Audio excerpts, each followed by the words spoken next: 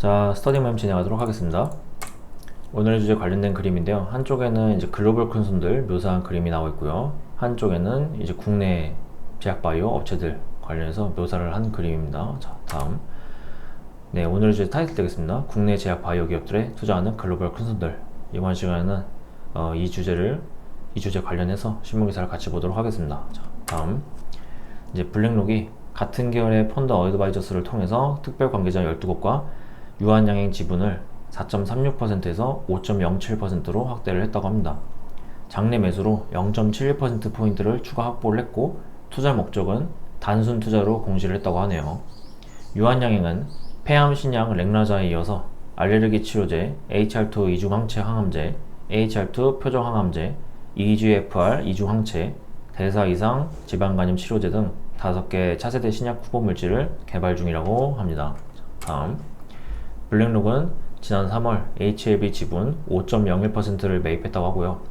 2대 주주에 오른 데 이어서 전날에는 보유 지분을 6.05%까지 늘렸다고 합니다. HLB는 7월 23일 간암 신약 리보세라닙의 미국 식품의약국 승인 여부를 앞두고 있다고 하고요. 리보세라닙은 HLB의 미국 자회사 엘레바 테라피투스가 개발한 표적 항암제라고 합니다. 중국 항서제약의 면역관문 억제제 캄렐리주맙과 병용요법으로 허가를 추진하고 있다고 하네요. 종근당에는 미국계 자산운용사 코페르닉 글로벌 인베스터의 자금이 유입되고 있다고 하고요. 코페르닉은 지난해 11월 종근당 지분 5.02%를 확보를 했고 장내 매수를 이어가고 있다고 합니다. 최근 보유 지분율은 6.05%에서 7.21%로 증가했다고 하네요. 다음. D&D 파마텍의 4월 10일 발행에는 이제 10일가 이제 전환사채죠. 전환사채 발행에는 미국 보스턴 기반 자산운용사 와이스 자산이 500억 원을 투자했다고 합니다. 조달 자금은 메시 치료제 DD01과 차세대 섬유화증 치료제 후보물질 TLY012의 임상 개발에 활용이 될 것이라고 합니다. 와이스 자산은 지난해 12월 항체 분해약물 접합체 개발사 오름 테라퓨틱에 1,450억 원 규모 전화 우선주 투자에도 300억 원을 투입했다라고 언급이 되고 있습니다. 다음. DAC는 항체 약물 접합제와 표적 단백질 분해제를 결합한 기술이라고 하고요. 암세포 내 특정 단백질만 선택적으로 제거하는 차세대 플랫폼이라고 합니다. 오름 테라퓨틱은 급성 구수성 백혈병 치료제 후보물질 ORM1153과 소세포 폐암 치료제 후보물질 ORM1023을 개발하고 있다라고 또 언급이 되고 있습니다. 미국 투자운용사 고드 MD 글로벌 인베스트먼트는 지난해 국내 벤처캐피털 파트너스 인베스트먼트와 공동 투자 플랫폼인 GPMLB를 결성을 했다고 하고요. 양사는 1대1 매칭 방식으로 국내 바이오텍에 투자를 하고 있으며 첫 투자처로 자가면역 질환 치료제 개발사 큐로젠을 선정했다고 합니다. 세계 최대 바이오 벤처 캐피털 중 하나인 플래그십 파이오니어링도 국내 바이오 기업들에 대한 투자 협력 기회를 검토하고 있다고 합니다. 다음. 서근희 삼성증권 연구원에 따르면 해외 기관 투자자들은 단기 시세 차익보다 중장기 관점에서 기업을 분석하고 투자한다. 현재 시장 상황과 관계없이 국내 바이오 기업에 대한 투자를 결정했다는 것은 한국 제약 바이오 산업 전반의 성장 가능성을 높게 평가하고 있다는 의미, 이렇게 언급을 했고요. 이어서 초기 투자 성과가 확인되면 다른 기업으로 관심이 확대되는 선순환이 나타날 수 있다. 결국 해외 투자자들에게 성장 가능성과 경쟁력을 꾸준히 보여주는 것이 가장 중요하다고 덧붙였다고 합니다. 자, 다음. 이제 블랙록이 특별 관계자 12곳과 유한양행 지분을 4.36%에서 5.07%로 확대한 것 관련해서 자료를 보도록 하겠습니다. 다음. 네, 유한양행 전자공시에서 가져온 자료고요. 블랙록 펀드 어드바이저스라고 언급이 되고 있죠. 자, 다음. 네, 특별 관계자 수가 나와 있는데요. 12라고 되어 있습니다. 그리고 지분이 비율이 이제 4.36%에서 5.07%로 증가를 했다는 것을 알 수가 있죠. 다음. 장내에서 발행회사에 주식을 매수했다라고 나와 있고요. 그리고 단순 투자 목적이라고 언급이 되고 있습니다. 다음. 블랙록은 3월 HLB 지분 5.01%를 매입해서 이제 2대 주주에 올랐고 전날에는 보유 지분을 6.05%까지 올렸다. 관련해서 자료를 보도록 하겠습니다. 다음. 블랙록 계열의 블랙록 펀드 어드바이저스가 HLB 주식 666만 4,921주를 매입을 했다라고 언급이 되고 있고요. 약 3,044억 원 규모라고 합니다.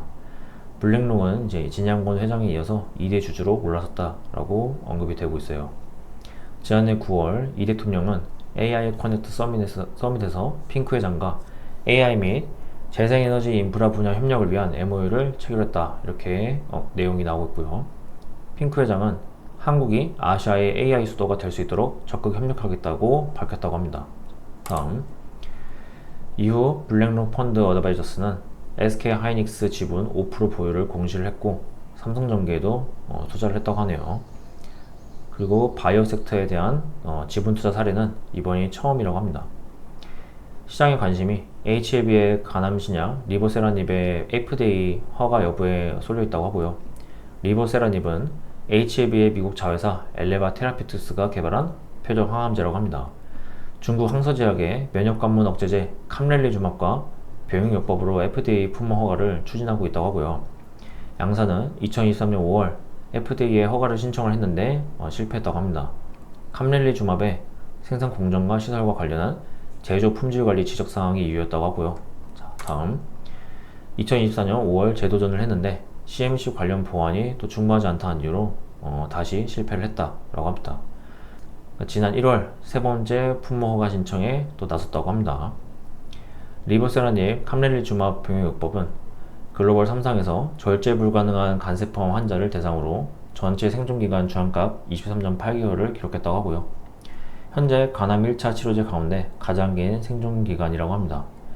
환자군별 분석에서도 일관된 효능과 관리 가능한 안전성을 보였다라고 이제 회사 측은 밝혔다고 하네요. 리보세라닙 병용요법은 지난해 바르셀로나 임상 간암병기 가이드라인에서 진행성 간암 1차 치료요법으로 포함이 됐고 유럽 종양학회의 2025 가이드라인에서도 1차 치료 옵션으로 반영이 되었다고 합니다. 다음, 블랙록 펀드 어드바이저스가 HLB 주식 139만 1297주를 보유해서 지분율을 6.05%로 확대를 했다라고 언급이 되고 있고요. 지난 3월 HLB 지분 5% 이상 보유를 하면서 공시에 나선 바 있다, 이렇게 언급이 되고 있습니다. 약 3개월 만에 지분 추가 취득을 했다고 하고요. SK 하이닉스, LG화학, KTNG, 유한양행, 삼성중공업 등의 지분을 단순 투자 목적으로 매입을 했다라고 또 내용이 나오고 있습니다. 다음, HLB는 리보세라닙 캄렐리주맙 병용요법의 미국 식품의약국 허가 여부 결정을 앞두고 있다라고 하고요. 9월에는 FGFR2 융합 재별 담관항 치료제 후보 리라푸란티닙의 FDA 허가 여부도 가셔야될 것이라고 합니다. HAB 테라피티스는 신경영양성 각막염 치료 후보물질 RGN-259의 글로벌 임상 3상 결과 발표를 앞두고 있고, LHAB 이노베이션은 CERT 치료제의 혈액암 임상 1상 중간 데이터를 공개할 예정이라고 하네요. 자, 다음, 이제 종근당에 코페르닉 글로벌 인베스트가 자금을 이제 유입하고 있고, 지난해 11월 종근당 지분 5.02%를 확보하고, 그리고 최근 보유 지분율이 6.05%에서 7.21%로 이제 확대가 됐다 관련해서 자료를 보도록 하겠습니다.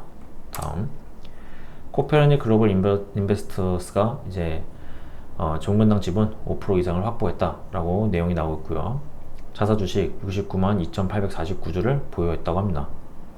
코페르닉은 운용자산은 약 88억 달러 규모의 글로벌 운용사다, 이렇게 회사에 대한 언급이 되고 있고요. 그리고 단순 투자라고 언급이 나오고 있습니다.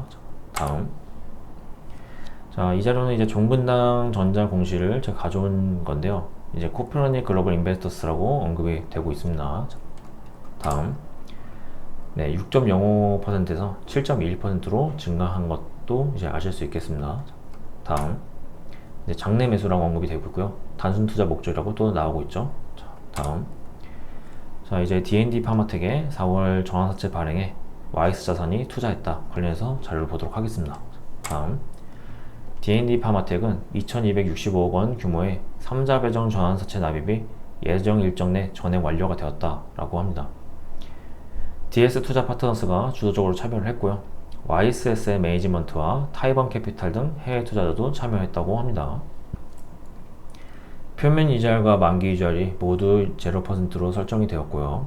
투자자 물량에는 1년간 전매 및 보통주 저한 제한 조건이 부여됐다고 합니다.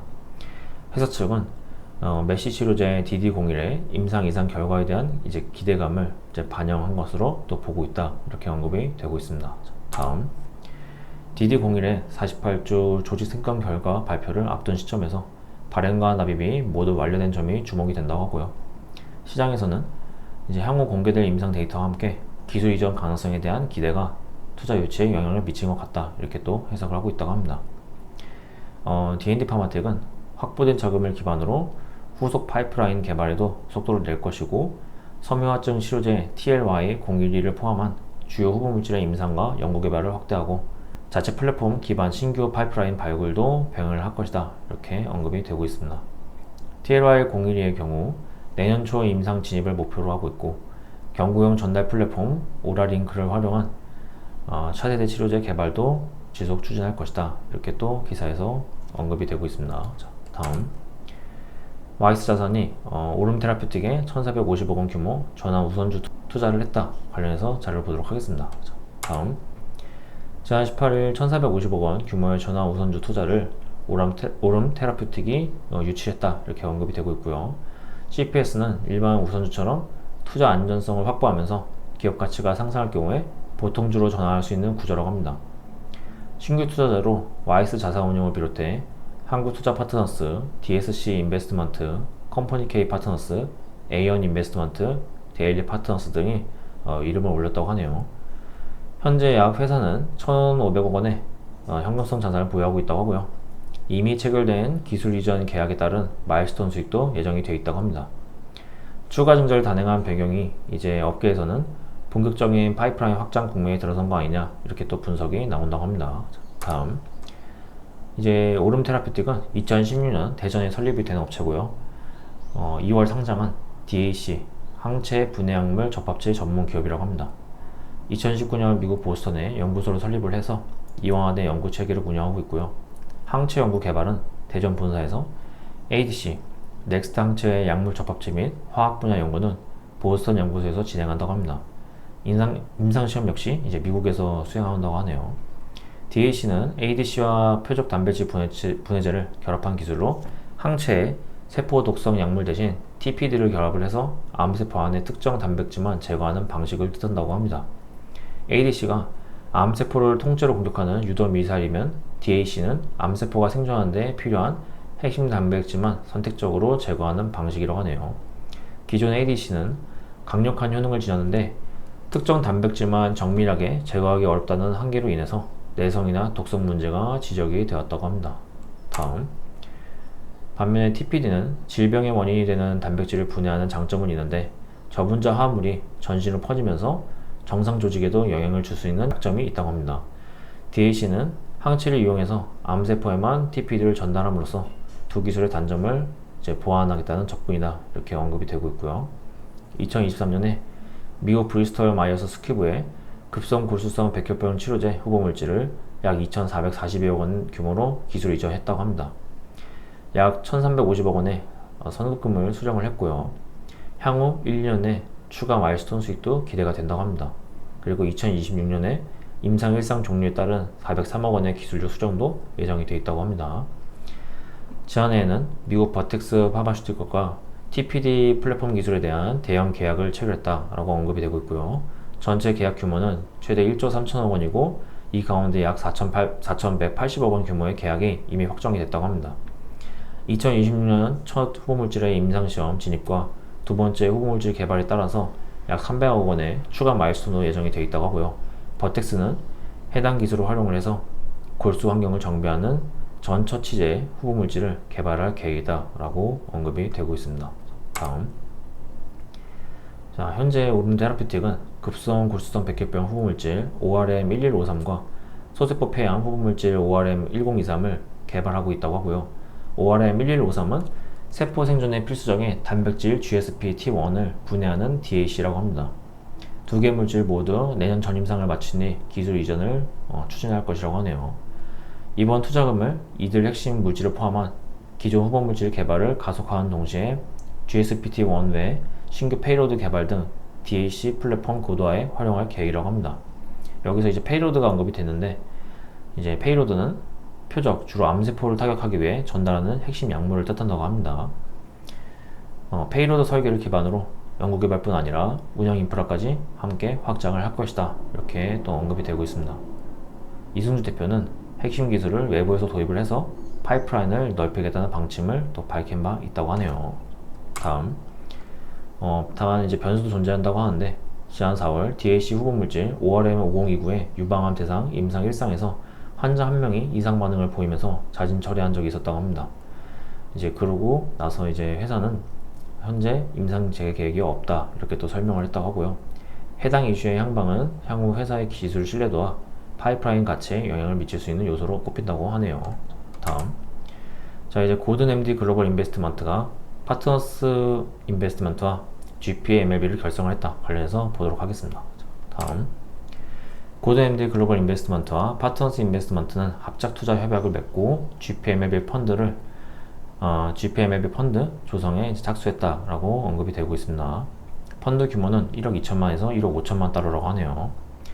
해당 펀드를 활용해서 양사는 미국과 한국의 제약바이오 기업에 투자를 할 예정이다. 이렇게 언급이 되고 있고요.